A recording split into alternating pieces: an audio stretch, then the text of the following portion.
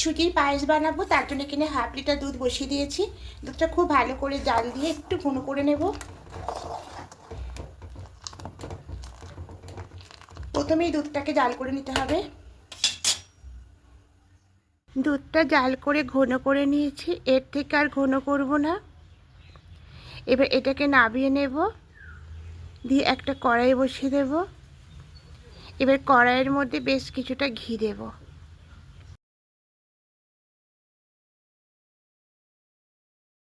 মধ্যে দেব দুটো তেজপাতা আর একটু কিশমিশ দেব।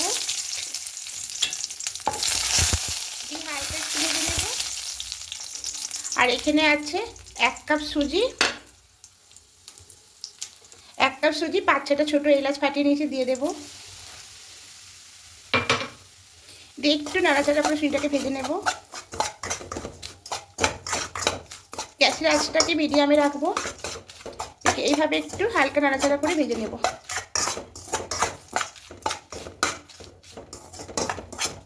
একটু ভেজে নিয়েছি, এর থেকে বেশি ভাজবো না। আর গ্যাসের আঁচটাকে একদম কমিয়ে রেখেছি।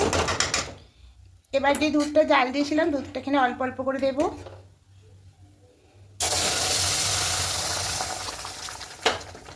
খুব ভালো করে মিশিয়ে নেব।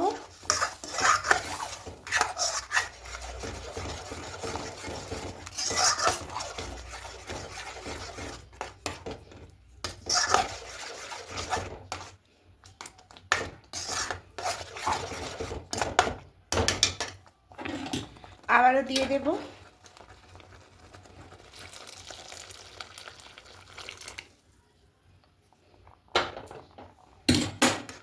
খুব ভালো করে মিশিয়ে নেব। গ্যাসের আঁচটা একদম লোয়ে রাখবো।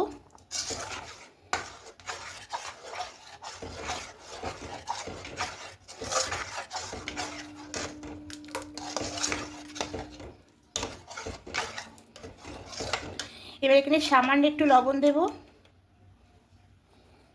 একটু লবণটা দিলে স্বাদটা খুব ভালো হয়।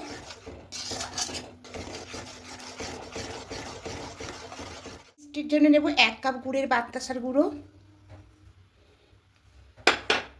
এবার দিয়ে খুব ভালো করে মিশিয়ে নেব।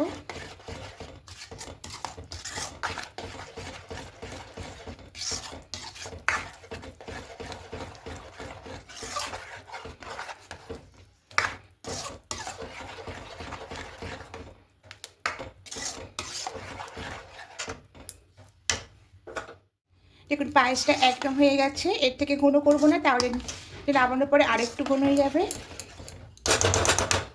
এবার এটা নামিয়ে নেব। আর একটা বোল্ডের মধ্যে নামিয়ে নিলাম। এবার উপর দিয়ে একটু কিশমিশ দিয়ে দেব।